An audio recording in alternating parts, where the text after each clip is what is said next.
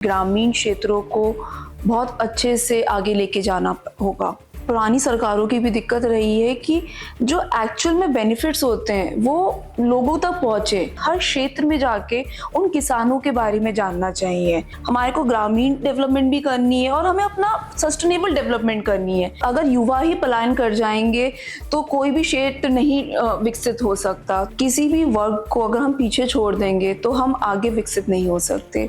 सुधार की गुंजाइश हमेशा होती है और जब तक सुधार करेंगे तभी हम आगे बढ़ेंगे। नरेंद्र मोदी सरकार के तीसरे कार्यकाल का पहला बजट 23 जुलाई को पेश होने वाला है। वित्त मंत्री निर्मला सीतारमण इसको लेकर तैयारियां पूरी कर चुकी हैं। बजट को लेकर हर वर्ग के लिए अपनी अलग अलग उम्मीदें हैं। ग्रामीण वर्ग के लोगों की अलग उम्मीदें हैं, युवाओं की उम्मीदें हैं, महिलाओं की उम्मीदें हैं, बहुत सारी चीजें हैं इसमें। सब अपना फायदा देखना चाहते हैं। अब देखना यह है कि सरकार क्या करती है, किस तरीके से बजट पेश करती है। इस मसले पर हम बातचीत करेंगे। हमारे साथ डॉक्टर अंशिका अग्रवाल हैं, फैकल्टी ऑफ मैनेजमेंट स्टडीज की असिस्टेंट प्रोफेसर हैं। ये दिल्ली यूनिवर्सिटी का बहुत बड़ा कैंपस है मैनेजमेंट स्टडीज को लेकर। तो अंशिका जी, बहुत बहुत स्वागत है आपका। सबसे पहला सवाल यही होगा कि बजट पेश होने वाला है और आपको क्या लगता है कि गांव कैसे आगे बढ़ेगा? बजट से क्या उम्मीदें हैं गांव के लोगों? हिमांशु जी, जैसे कि हमारे देश में 2/3 हिस्सा ग्रामीण है, तो हमें अगर अपने देश की अर्थव्यवस्था, अपने देश को ऊपर लेके जाना है तो हमें अपने ग्रामीण क्षेत्रों को बहुत अच्छे से आगे लेके जाना होगा। भारत सरकार पिछले बजट में भी इन सब चीज़ों पे ध्यान देती आई है और आशा करते हैं कि इस बजट में भी ध्यान देगी। चाहे वो किसान हो, महिलाएं हो, बच्चे हों, सड़कें हों, इंफ्रास्ट्रक्चर की हम बात कर रहे हैं, स्वास्थ्य की बात कर रहे हैं, शिक्षा की बात करेंगे। मेरी तो आशा यही है कि इन सब क्षेत्रों में सरकार काम करेगी, ग्रामीण क्षेत्रों में। अभी तक क्या लग रहा है कि किस जो सरकार की योजनाएं, बहुत सारी योजनाएं हैं रूरल पर फोकस करते हुए, महिलाओं के लिए अलग हैं, किसानों के लिए अलग हैं। जो योजनाएं चल रही हैं वो एक्चुअल में गांव तक पहुंच रही हैं और उसमें क्या हर्डल्स आ रहा है, आपको क्या लगता है? हिमांशु जी, हमारी जो सबसे बड़ी प्रॉब्लम रही है, जो पुरानी सरकारों की भी दिक्कत रही है कि जो एक्चुअल में बेनिफिट्स होते हैं वो लोगों तक पहुंचे। इसको अब डायरेक्टली लिंक किया जा रहा है, डायरेक्ट उनको अकाउंट से लिंक किया गया है, उनके आधार से लिंक किया गया है। मिडलमैन को जितना हो सके उतना रिमूव किया गया है। अब डायरेक्टली हम लोगों से बात करते हैं, ग्रामीण लोगों से। तो हाँ, कुछ ग्राउंड लेवल पे अभी भी चीजें हैं जो हमें सही करनी है, पर पहले के मुकाबले काफी चीजें बेहतर हुई हैं और आशा यही है कि आगे हम इसको और बेहतर बनाते रहेंगे। एमएसपी को लेकर आपने देखा होगा पिछले 3, 4, 5 साल से जो है किसान लगातार धरना दे रहे हैं। अभी भी किसान धरने पर बैठे हुए हैं। एमएसपी के अलावा अन्य जो सरकार की योजनाएं हैं उसको लेकर आपको क्या लगता है, इसमें क्या बढ़ना चाहिए, घटना चाहिए, और सरकार को किन बिंदुओं पर फोकस करना चाहिए ताकि किसानों की स्थिति में सुधार हो? हिमांशु जी, अगर हम एमएसपी की जब हम बात करते हैं, हमारे को सबसे पहले ध्यान में आते हैं वो किसान जो दिल्ली में धरना दे रहे हैं। वो कहीं ना कहीं हमारे मीडिया के माध्यम से और माध्यम से उनकी आवाज़ हम सुन पाते हैं। पर अगर हम कोई भी राष्ट्रीय स्तर पे कोई स्कीम ला रहे हैं तो मेरा मानना यही है कि हमें हर क्षेत्र में जाके उन किसानों के बारे में जानना चाहिए।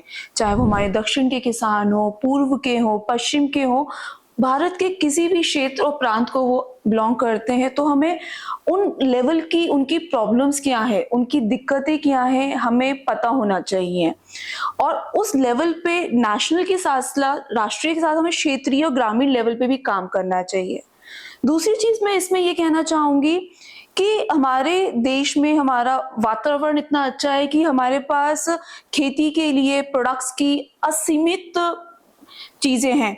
हम कहाँ तक इन चीजों को दे सकते हैं, हमें डिसाइड करना होगा। हमें उनके क्या रूल्स रहेंगे, कैसे हम उनको दे पाएंगे, क्योंकि अगर कुछ असीमित है तो हर कोई ही चाहेगा कि उसको लाया जाए। तो हम कहाँ तक उसको लिंक कर सकते हैं और कैसे लिंक कर सकते हैं।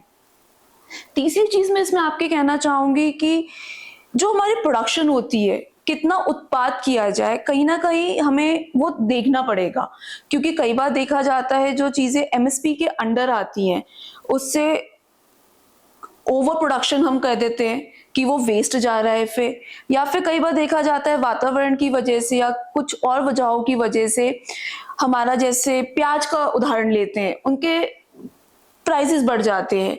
तो क्या हम कुछ ऐसा कर सकते हैं कि हम एक सालाना कम से कम कितना हमारी खपत है हम उतना उत्पाद बना सके।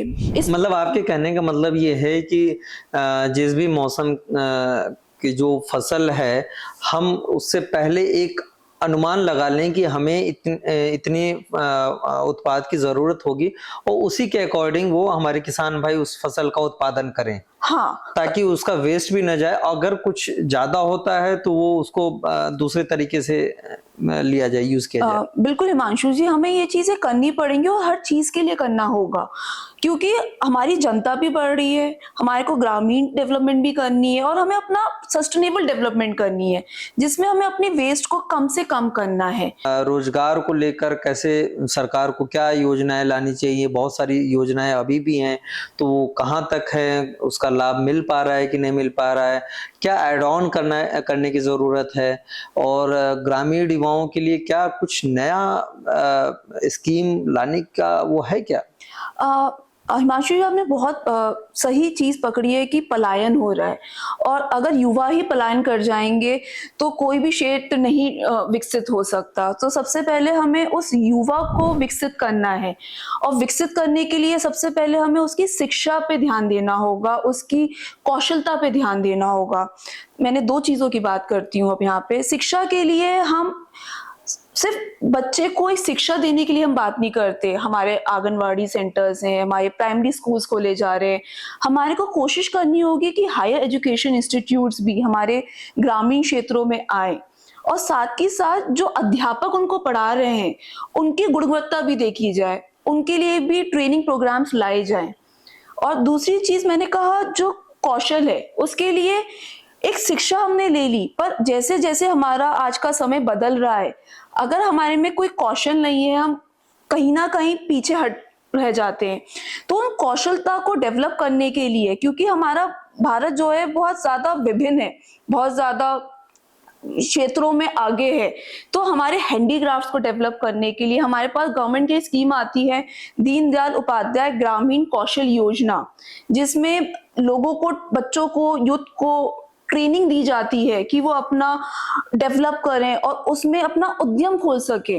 और यूथ को डेवलप करने के लिए, अगर उस यूथ को एग्रीकल्चर में भी डेवलप करना है, तो हमारे पास 2 करोड़ तक का लगभग उनको दिया जाता है लोन, कि आप अपने आप को डेवलप करें, अपने एग्रीकल्चर को डेवलप करें, एग्रीकल्चर की सर्विसेज को डेवलप करें, तो उद्यम करें। जितने ज्यादा हम एंटरप्रेन्योर्स बनाएंगे, उतना ज्यादा वो औरों पे डिपेंड करना के लिए आगे नहीं आएंगे, वो खुद पे डिपेंड करेंगे, और वो खुद पे डिपेंड करेंगे तो पलायन नहीं करेंगे।